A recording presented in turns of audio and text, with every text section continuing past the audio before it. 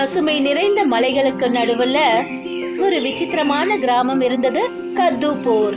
இந்த கிராமம் தன்னோட பேரால இல்ல, அதோட வினோதமான இடத்தினால பிரபலமானது. ஏன்னா இந்த மொத்த கிராமமும் ஒரு பெரிய பரங்கிக்காய்க்குள்ளர அமைஞ்சிருந்தது. அப்புறம் அந்த பரங்கிக்காய்க்குள்ள அவ்வளவு பெரிய மாளிகை இருந்தது. அந்த கிராமம் மொத்தமும் அங்கே இருக்க முடியும். அட அம்மாடி கமலா, ஆமா என்ன யோசிக்கிற? அது ஒண்ணும் இல்ல மாயாமா, நம்ம பிட்டு ஒரு காலையிலேயே எங்கேயோ போனா, எங்க போனான்னு தெரியல. காலையில விளையாட போனவன் இது வரைக்கும் திரும்பி வரவே இல்ல. அட இதுல கவலைப்படுறதுக்கு என்ன இருக்கு சொல்லு? இங்கதான் எங்கேயாவது இருப்பான். நம்மளுடைய இந்த பெரிய கத்துப்பூர் கிராமத்தை விட்டு யாரும் வெளியே போக முடியாது. ஏன்னா இங்க இருந்து வெளியே போகிறது முடியாத காரியம். நீ கவலைப்படாத, அவன் இங்கதான் எங்கேயாவது இருப்பான். தேவையில்லாம கவலைப்படாத. ஆமா, நீங்க சொல்றது உண்மைதான். மாயா அம்மா சொன்னது உண்மைதான். இந்த கத்துப்பூர் கிராமத்தை விட்டு வெளியே போறது சுலபம் இல்ல. கத்துப்பூருக்குள்ள இருக்கிற வாழ்க்கை என்னமோ அழகாதான் இருந்தது, ஆனா கொஞ்சம் வெறுப்பாவும் இருந்தது. வயசானவங்க வெளி உலகத்தோட புராண கதைகளை சொல்லுவாங்க. ஆனா அந்த உலகம் எப்படி இருக்கும்னு அவங்க இது வரைக்கும் பார்த்ததே இல்ல, சும்மா கேள்விப்பட்டிருக்காங்க. பிட்டு, என்ன யோசிக்கிற? என்ன யோசிக்கிறேன்னா, அந்த ஜன்னல்ல இருந்து ஒரு வெளிச்சம் வருதே, அந்த வெளிச்சம் எங்கேந்து வருதுன்னு. எங்க இருந்துன்னா சூரியனால வருது. முட்டாள், இது கூடவா தெரியாது? அது எனக்கு தெரியும். ஆனா இது உண்மையா? அப்படின்னா அது என்னன்னா, நமக்கு இதெல்லாம் கத்து கொடுத்துருக்காங்க. ஆனா இதெல்லாத்தையும் நம்ம கண்ணால பாத்துருக்கிறோமா என்ன? இல்ல. அதுக்கு அப்போ இதெல்லாம் பொய்யா கூட இருக்கலாம்னு உனக்கு தோணலையா? ஆனா குருஜி எதுக்காக பொய் சொல்ல போறாரு? அவரு பொய் சொல்லல. நான் என்ன சொல்ல வரேன்னா, நமக்கு என்ன கத்து கொடுத்துருக்காங்களோ அது உண்மையா பொய்யா இத தெரிஞ்சுக்க வேண்டியது நம்மளுடைய உரிமை. நீ சொல்றது உண்மைதான். ஆனா இது எல்லாத்தையும் நீ எப்படி செய்வ? ஏன்னா இந்த கத்துப்பூரை விட்டு வெளியே போறதுக்கான வழி எதுவுமே கிடையாதே. அப்படியே வழியை தேடணும்னு நினைச்சா கூட அதுக்கு நமக்கு யாரும் உதவியும் பண்ண மாட்டாங்க. ஏன்னு கேளு. ஏன்? ஏன்னா இந்த பெரிய பரங்கிக்காயில எல்லாமே இருக்கு. விவசாயம் இருக்கு, கால்நடைகள் இருக்கு, மாடுங்க இருக்கு, எல்லார்கிட்டயும் தின வேலையும் இருக்கு. சிலர் விவசாயம் பண்ணுவாங்க, சில பேர் இரும்பு வேலை செய்யறாங்க. எல்லாம் இருக்கும்போது யாரு உதவி செய்வாங்க? அப்படி யாராவது உதவி செய்யலன்னா அதுக்காக நாம அமைதியா இருக்கணும்னு அர்த்தம் இல்லையே. இங்க பாரு சுட்கி, நம்ம கிராமத்துல எல்லாமே இருக்குன்னு ஒத்துக்கலாம். ஒருவேளை நம்ம இங்க இருந்து வெளியில போனா அப்போ நமக்கு புது விஷயங்களை பத்தி தெரியறதுக்கு வாய்ப்பு இருக்கும்ல. அது நம்ம கிராமத்தோட நன்மைக்கு பயன்படும். சரி, அப்படின்னா நம்ம ரெண்டு பேரும் சேர்ந்து இந்த கிராமத்தை விட்டு வெளியே போறதுக்கான வழியை யோசிப்போம்.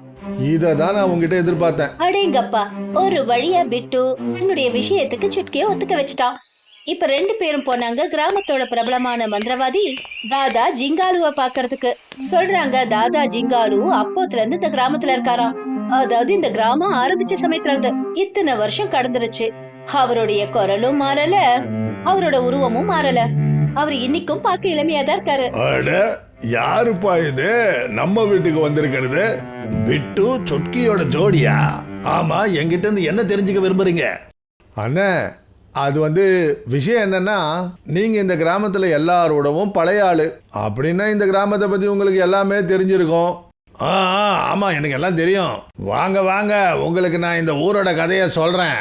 எனக்கு இன்னைக்கும் எல்லாமே ஞாபகத்துல இருக்கு. ரொம்ப வருஷங்களுக்கு முன்னாடி ஒரு காலியான மைதானத்துல வானத்திலிருந்து ஒரு மாய விதை விழுந்தது. அந்த விதை ஒரு பெரிய பரங்கிக்காயா மாறிச்சு. அவ்வளோ பெருசு. அதுக்கு முன்னாடி பக்கத்துல இருக்கிற ஒவ்வொரு பொருளும் சின்னதா தெரிஞ்சது. அந்த சமயத்துல கிராமத்து ஜனங்க அடிக்கடி வர புயல்னால ரொம்பவே நொந்து போயிருந்தாங்க.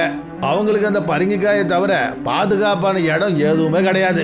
அதுக்கப்புறம் என்ன, கிராமத்து ஜனங்க எல்லாரும் அந்த பரங்கிக்காயை தங்களுடைய உலகமா மாத்திக்கிட்டாங்க. அப்புறம் அதுக்குள்ளேயே தங்களுடைய வீடுகளை அமைச்சுக்கிட்டாங்க.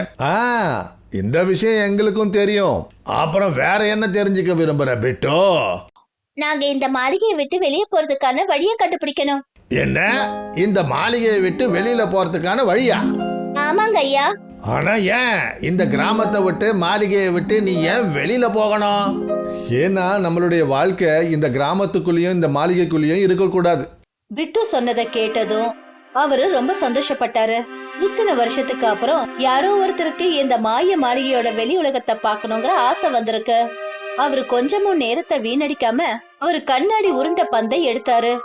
அடேங்கப்பா ஐயா, இது என்னது? இது நிச்சயம் ஏதாவது மாயமாதான் இருக்கும். ரொம்ப சரியா சொன்ன சுட்கி கண்ணா. இது ஒரு மாய கண்ணாடி உருண்டை. இதுல நம்ம எல்லாருடைய கேள்விக்கான பதிலும் கிடைக்கும். என்ன நிஜமாவா?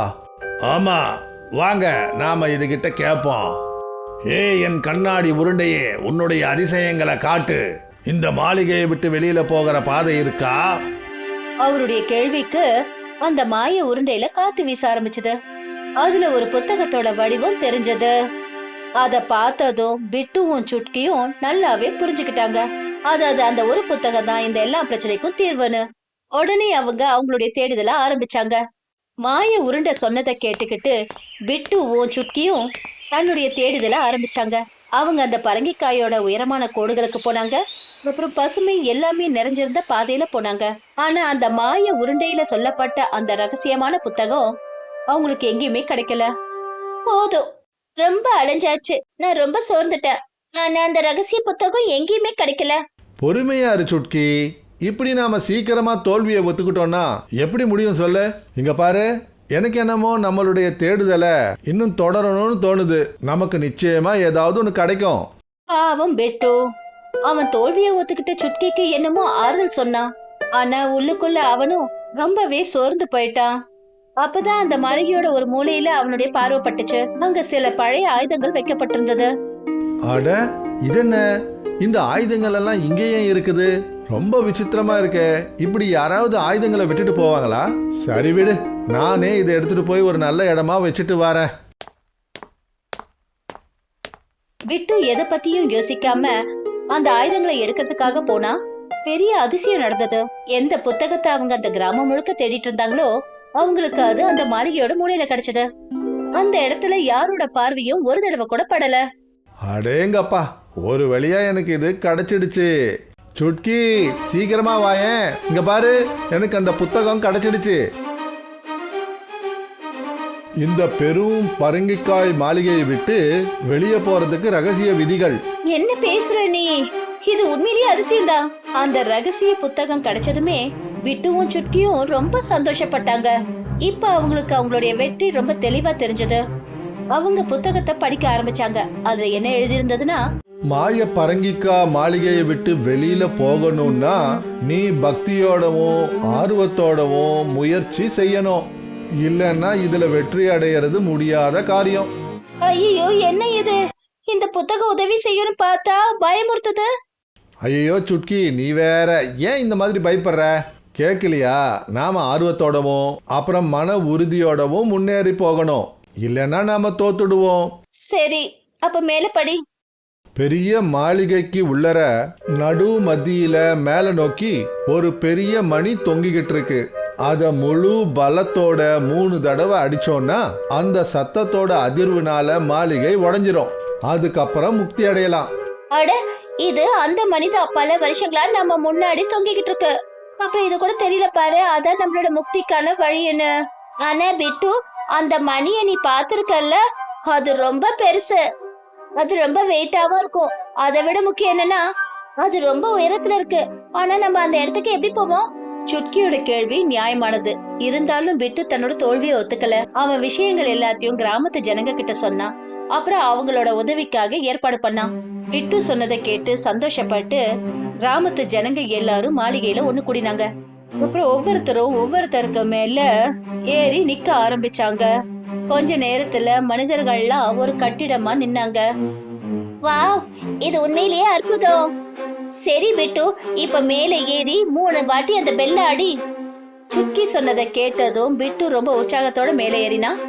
அப்புறம் கடவுளோட பேரை சொல்லி அந்த பெல்ல அடிச்சான். சிவபெருமானே வாழ்க, ஜோரா சொல்லுங்க சிவபெருமானே. பிட்டு தன்னுடைய பலத்தை செலுத்தி அந்த பெல்ல 3 தடவை அடிச்சான். அப்புறம் அதே நொடி பூகம்பம் வந்த மாதிரி பூமி அதிர ஆரம்பிச்சது. அப்புறம் சில நொடிகள்ல அந்த மொத்த மாளிகையும் பரங்கிக்காயோட மணல் மாதிரி செதறச்சு. எல்லாரும் அந்த பரங்கிக்காயை விட்டு வெளியே வந்தாங்க. இதத்தான் எதிர்பார்த்தேன். பாத்தியா சுட்கி, நாம கஷ்டப்பட்டது வீண் போகல. நாமெல்லாம் முக்தி அடைஞ்சிட்டோம். பிட்டு சொன்னதை கேட்டு எல்லாரும் சிரிக்க ஆரம்பிச்சாங்க. அப்பதான் பிட்டு திரும்பி பார்த்தான். அங்க பல வருஷமா அவனோட வீடு இருந்த இடத்துல இப்ப அங்க ஒரு மணலா இருந்தது. அந்த மாளிகை இப்போ இல்ல. ஆனா அவனுக்கு தெரியும், அந்த பரங்கிக்காயும் மாளிகையும் என்னைக்குமே அவனோட மனசுல உயிரோட தான் இருக்கும். அப்புறம் இப்போ எதிர்க்க இருந்தது புது வாழ்க்கை. ஒரு புது இடம், உண்மையான சுதந்திரமும் நம்பிக்கையும் நம்மளோட பழைய வாழ்க்கையில இருந்து வெளியே கொண்டு வந்து ஒரு புது உலகத்துக்கு கொண்டு போகும். அப்புறம் கிராமமே ஒண்ணு திரண்டு இருக்கும்போது ஒவ்வொரு விதையும் ஒரு புது கதையை விதைக்க ஆரம்பிக்கும்.